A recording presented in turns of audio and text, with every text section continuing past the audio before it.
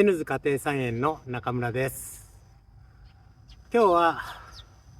そうですね、全体的にどういうことをやっていくかっていう今後の展開について少しお話ししたいと思います。前にも言ったんですけど、私は農業の専門ではありません。コンピューターをずっとやってきました。マイクロソフトとか、アマゾンで働いたりもしました。でね、アメリカでいろんなことを学んだんですね。それはですね、健康にいいものを食べようっていうことだけです。で、それをできたらね、この日本でもしていきたいなと思いながらしているんですが、日本の風潮っていうか流れとしては、どちらかっていうと、綺麗な野菜っていう感じが強くて、農薬がどんなに入ってるかっていうのはあんまり関係ないように多くの人は思ってるんじゃないかなと思います。ですけど私がいた、アメリカのそのワシントン州なんですけど、多くの時にはそのホールフードとか、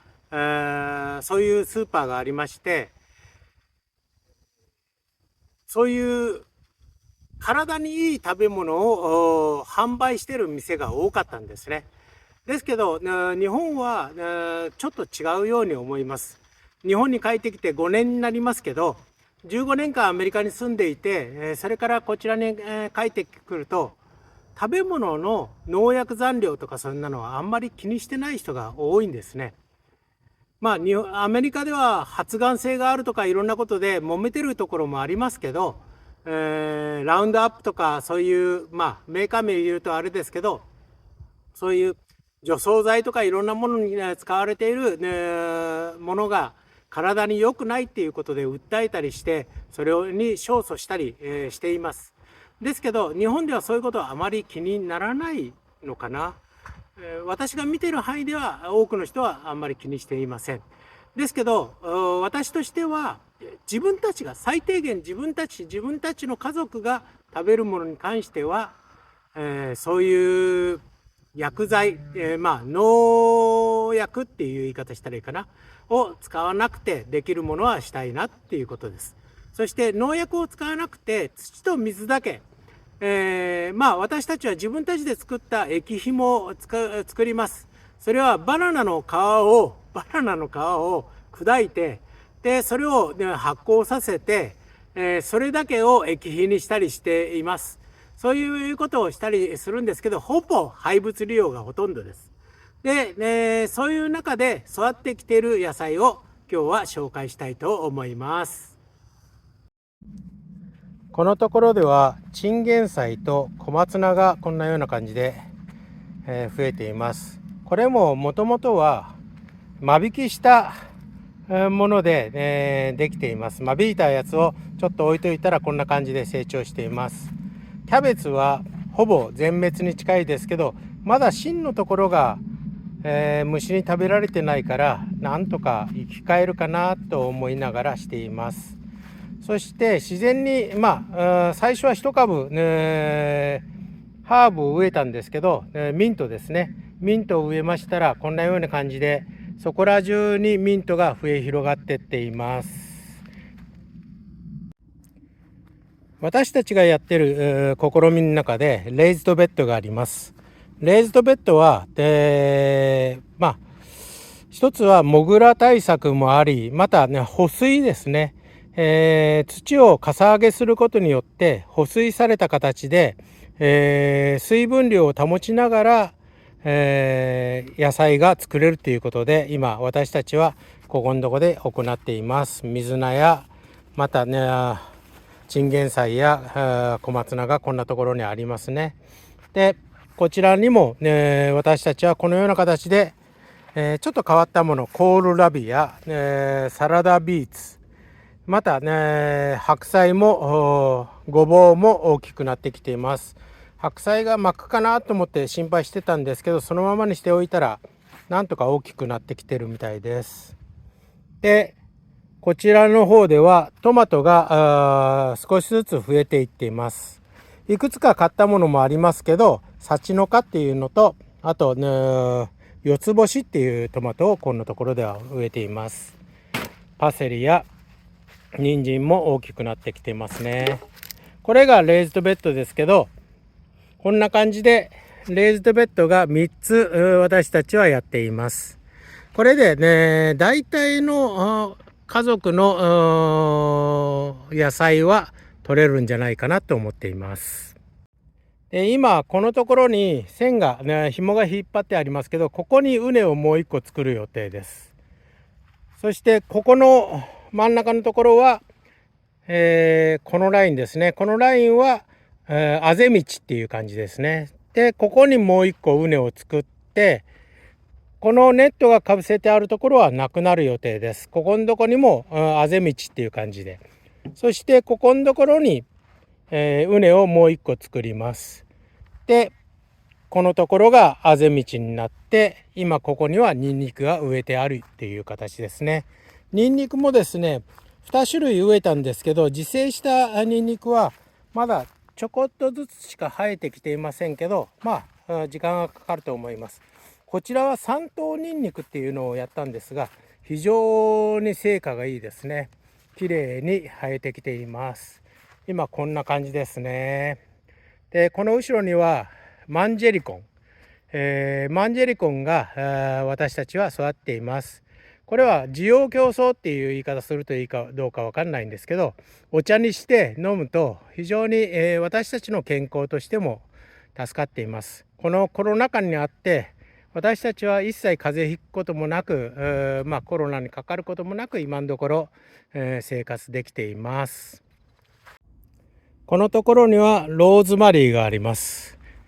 アメリカから5年前に戻ってきた時に仙台で、住んでいました。仙台に住んでいた時に小さな、マリーゴールドを買って、その鉢植えをしてあったんですね。それをこちらの新城の方にも持ってきて、作っています。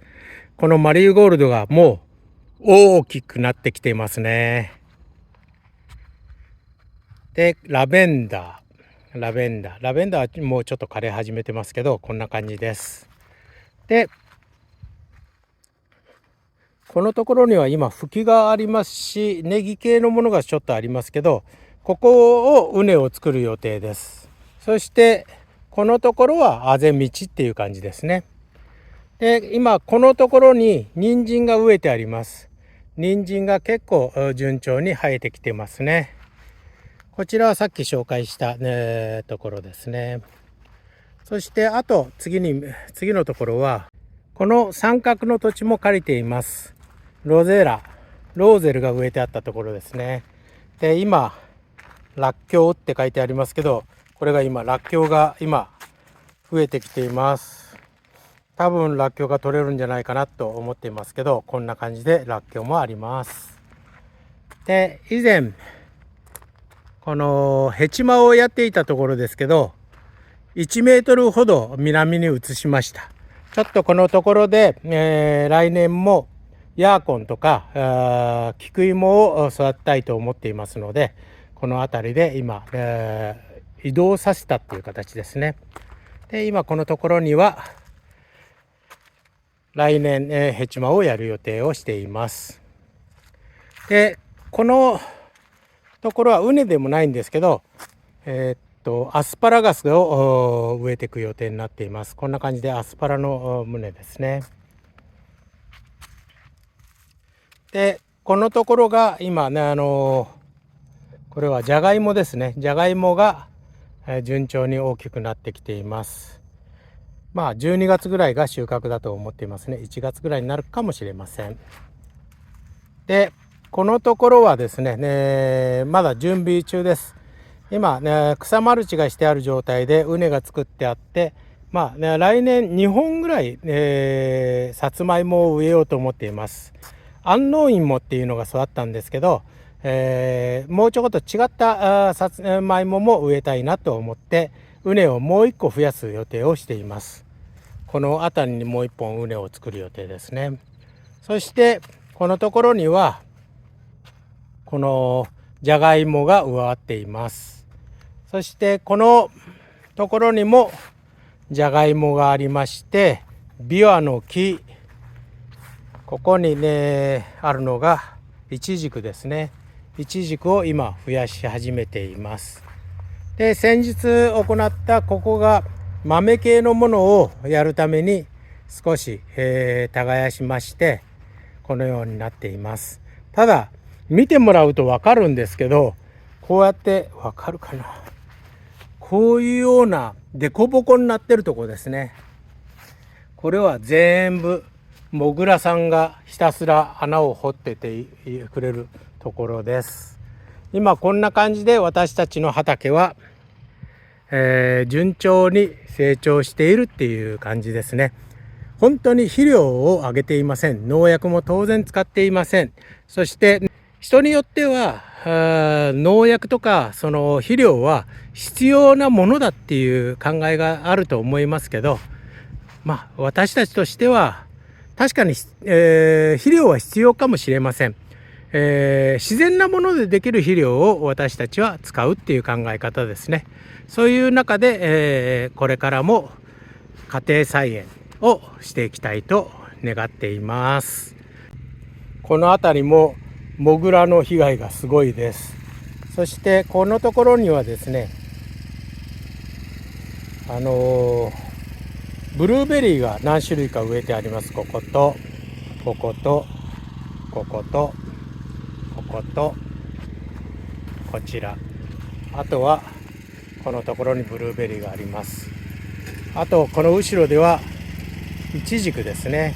イチジクの実も多少なりましたけど、あまり、成果はよくありませんでした。これはこの畑を借りた時からあったイチジクですね。その後ろにオリーブの木があります。これもどっから持ってきたんかな、仙台から持ってきたやつだと思うんですけど、結構大きくなってきています。そして娘からもらった柑橘系のものです。何がなるかできるのが楽しみです。これも娘が種から育った柑橘系のもので、F1 じゃないっていう言い方するとあれですけど、接ぎ木も何もしてありません。ですから近所の方曰くきっとまずいよっていう話でしたけど、私たちはそれでも十分できてるんじゃないかなと思っています。これが私たちが来年度行っていこうと思っている概要ですね。そしてこれが、育ってくれるように私たちはひたすら、耕したりそういうことはしながら自然農を進めていきたいと思っていますので、よろしくお願いいたします。自然農とか自然栽培って難しいんじゃないかなって私は最初考えてました。ですけどやってみると意外と楽しいです。なぜかっていうと、その食べ物を食べることができるからですね。今日もちょっとチンゲン菜がこんなような感じで取れました。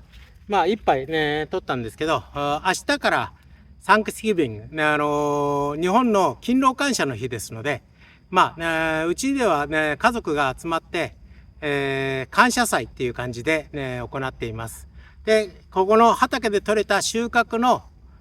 収穫を楽しんで、今日は明日は過ごす日になってますので、そのために、食料品をちょっと取って、帰ることにいたします。どうも。